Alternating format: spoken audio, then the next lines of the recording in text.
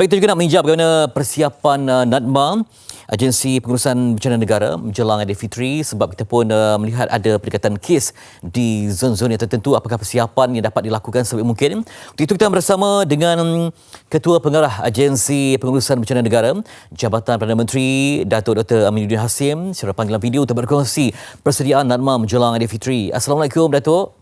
Waalaikumsalam. Terima kasih. Apa khabar kita pagi ni? Baik, Alhamdulillah. Kita pun baru Jumayu sama hari ini.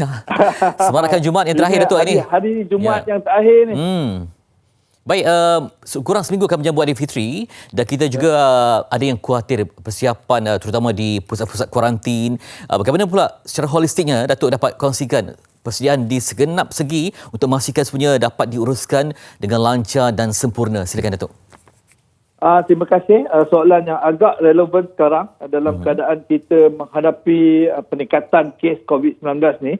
Nah, untuk makluman, kita sebenarnya faham bahawa apabila kita menghadapi musim perayaan ni, mungkin ada banyak kemungkinan ada kes peningkatan kes tadi.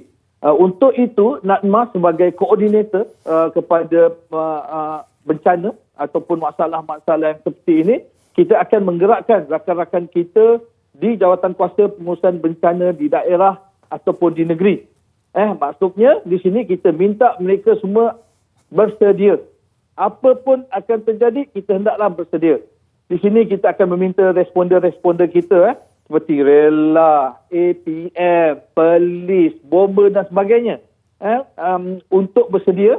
Bila kita cakap ni bukan pasal bencana banjir, bencana apa pun, bencana tanah runtuh sebagainya, tetapi bencana COVID yang mana mereka boleh menyediakan logistik, keperluan logistik untuk pengangkutan dan sebagainya untuk kita mobilas anggota yang berkaitan dengan Jawatankuasa Pengurusan Bencana tadi.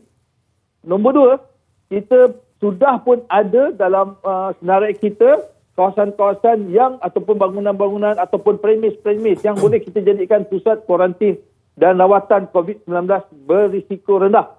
Kita tahu yang kes-kes berat akan ke hospital COVID-19, tetapi untuk kes-kes yang berkaitan dengan kategori 1, kategori 2 ataupun kategori 3 yang mana kita boleh rawat di PKRC, Pusat Kuarantin Rawatan COVID-19 berisiko rendah tadi. Kita lebih kurang ada dalam 14,000 katil. Dan pada masa sekarang, kita telah pun menyediakan perkhidmatan ataupun telah dipenuhi sebanyak 6,441 daftar semalam.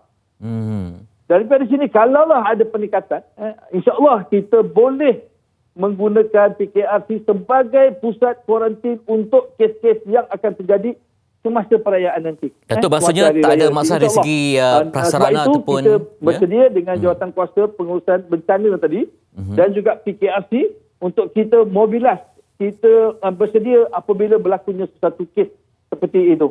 Dan dari masa ke semasa, NADMA ada satu program yang kita namakan program pemerkasaan komuniti untuk mereka sentiasa mendekati rakyat, mengingatkan, menghebahkan berkaitan dengan bahayanya COVID-19. Kita tahu ada kawasan-kawasan yang dah PKP seperti Selangor, Kuala Lumpur dan sebagainya, dan kawasan yang PKPP.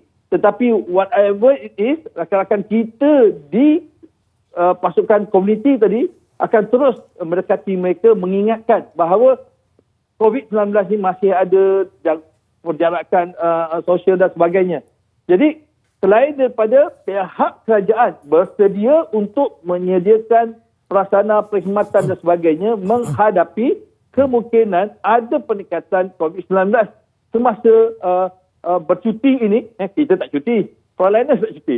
Tetapi kita juga memohon meminta rakan-rakan kita, kepimpinan masyarakat dan komuniti dan juga NGO. Kita sudah ada kawasan-kawasan yang telah pun kita hantar NGO untuk mendekati mereka, mengingatkan mereka bahawa mereka perlu berwaspada terhadap COVID-19 ini. Ya, maksudnya kesiapsiagaan itu pada tahap yang maksimum dengan jumlah keanggotaan ya, pasukan-pasukan sukarelawan dan sebagainya. Juga mungkin dapat Datuk ulas juga dari segi apakah perlu untuk memastikan semua yang bertugas sebagai ketua kampung di imam-imam masjid semuanya memainkan peranan. Walaupun di masjid tertentu kita lihat ada jumlah yang terhad ya, tapi di kawasan yang tidak lagi ada PKP atau PKPB ni maksudnya mereka ni perlu digerakkan, diberikan kesedaran sebab kita bimbang seandainya ada kluster baru perlu wujud kecanaan yang tinggi. Semua kena mainkan peranan. Jadi, ketua-ketua yang unit kecil-kecil inilah yang berperanan untuk menyebarkan maklumat yang tepat kepada masyarakat di bawahnya. Datuk.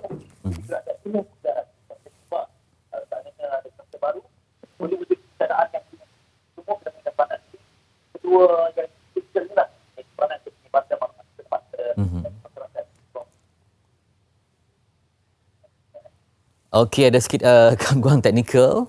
Terdapat berkomunikasi dengan Datuk Dr. Aminuddin Hasim, Ketua Pengarah Agensi Pengurusan Bencana Negara NADMA, yang mana tadi dijelaskan dengan terang dan padu dari segi kesiapsiagaan yang merangkumi aspek prasarana ataupun fasiliti, kemudian agensi sokongan semuanya tidak bercuti. Frontliners ataupun barisan hadapan semuanya akan terus berwaspada dengan sebarang kemungkinan seandainya berlaku peningkatan di kes tertentu. Semuanya ada backup plan yang bersrategi untuk membantu mengurangkan kes ini. Jadi dari segi kita